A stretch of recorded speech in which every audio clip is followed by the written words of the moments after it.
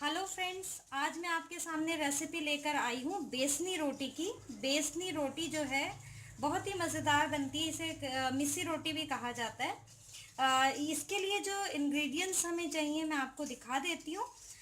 यहाँ पर मैंने लिया है करीब 1.5 कप बेसन, यानी कि ग्राम फ्लावर। यहीं पर मैंने व्हीट फ्लावर लिया है यानी कि आटा।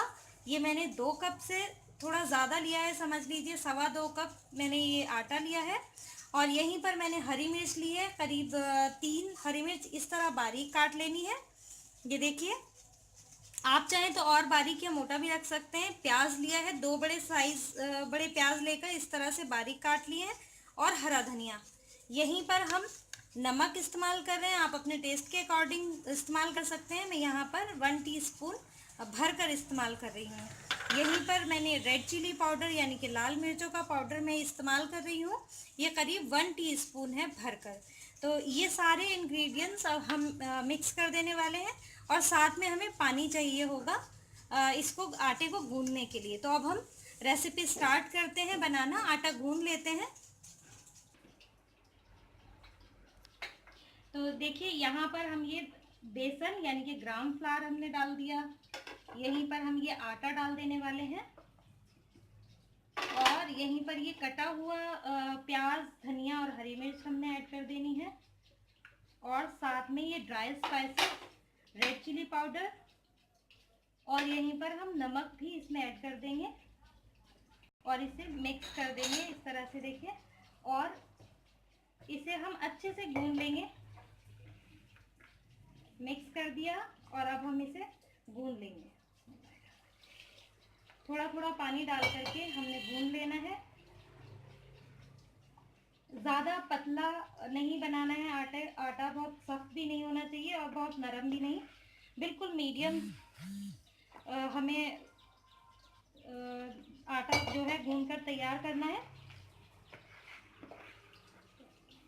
इस तरह से आपने आटा गूंद के तैयार कर लेना होता है। और इसे गूंदने के बाद हम कुछ देर छोड़ देंगे जिससे कि ये कनी इसकी मर जाए। नहीं तो क्या होता है, अगर आप ताज़े ताज़े आटे की रोटियां बनाना शुरू करेंगे या पराठे बनाना शुरू करेंगे तो रोटियां फटने लगती हैं और मज़ा नहीं रहता। तो थोड़ा देर रख देने से आटा बहुत अच्छा नरम बन जाता है और रोटियां बहुत अच्छी और फूली फूली बनती हैं। बेसन होने की वजह से आटा थोड़ा सा हाथों में चिपकेगा, तो घबराएं नहीं। हल्का हल्का पानी लगा करके आप आटा गूंद लें।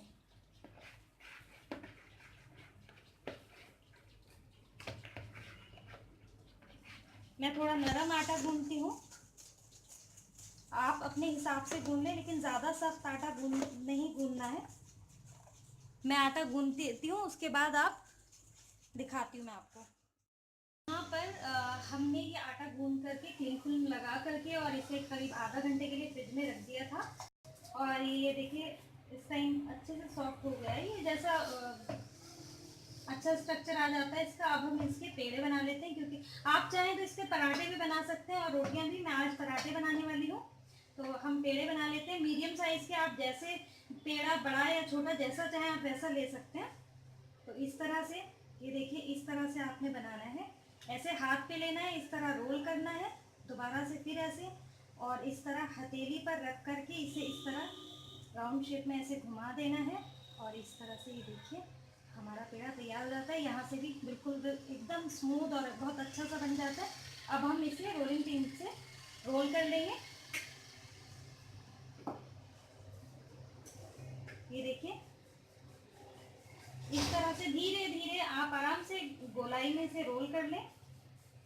छोटी बड़ी जैसे चाहे आप बना सकते हैं, इसमें कोई इशू नहीं है।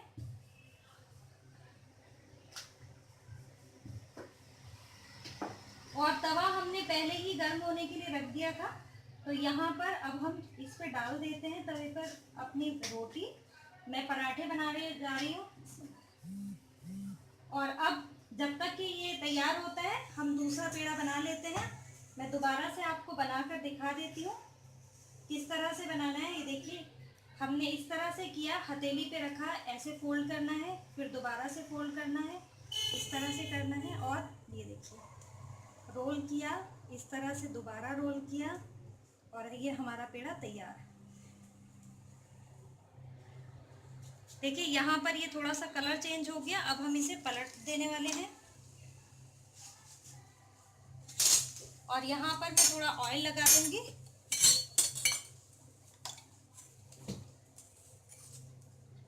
अपने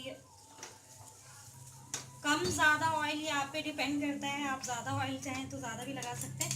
वैसे हमारे यहाँ ज़्यादातर रोटी पसंद करी जाती है और रोटी के ऊपर फिर देसी घी लगा करके खाया जाता है। साथ में लहसुन की चटनी हो, थोड़ी पुदीने की चटनी हो आम वाली, मैंने आपको लिंक दिया हुआ है, आप चेक कर सकते हैं लिंक। पुदीने और आम की चटनी का मैंने बना कर दी हुई है आपको। अब हम इसे सेक लेंगे हल्का हल्का, चिमटे से इस तरह दबा करके हम सेकेंगे।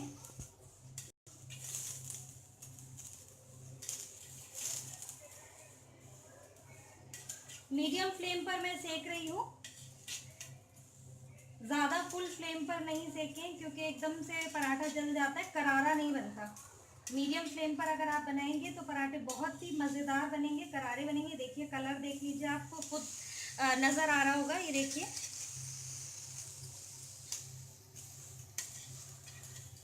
ये आप देख सकते हैं, इस तरह से दबा दबा कर आप सेकेंगे इसको। ये देखिए बिल्कुल बढ़िया फर्स्ट क्लास तैयार हो गया। इसी तरह मैं बाकी के और भी बनाऊंगी और इस तरह से हमारी मिस्सी रोटी तैयार हो जाती है, यानी कि बेसनी रोटी। आप भी बनाएं और अब हम इसे सर्व करेंगे आपके सामने इंशाल्लाह। तो यह हमारा रेसिपी तैयार हो गया है। ये लीजिए जनाब, तैयार है यहाँ पर मिस्सी रोटी, जिसे हमने बटर के साथ, आम की चटनी के साथ, पुदीने और लहसुन की चटनी और दही के साथ सर्व किया है। और आप भी बनाइए, इंशाल्लाह आपको ज़रूर पसंद आएगा। और मुझे भी बताइए कि आपकी ये रेसिपी कैसे तैयार हुई है। दुआओं में याद रखिए। अल्लाह हाफ़िज़।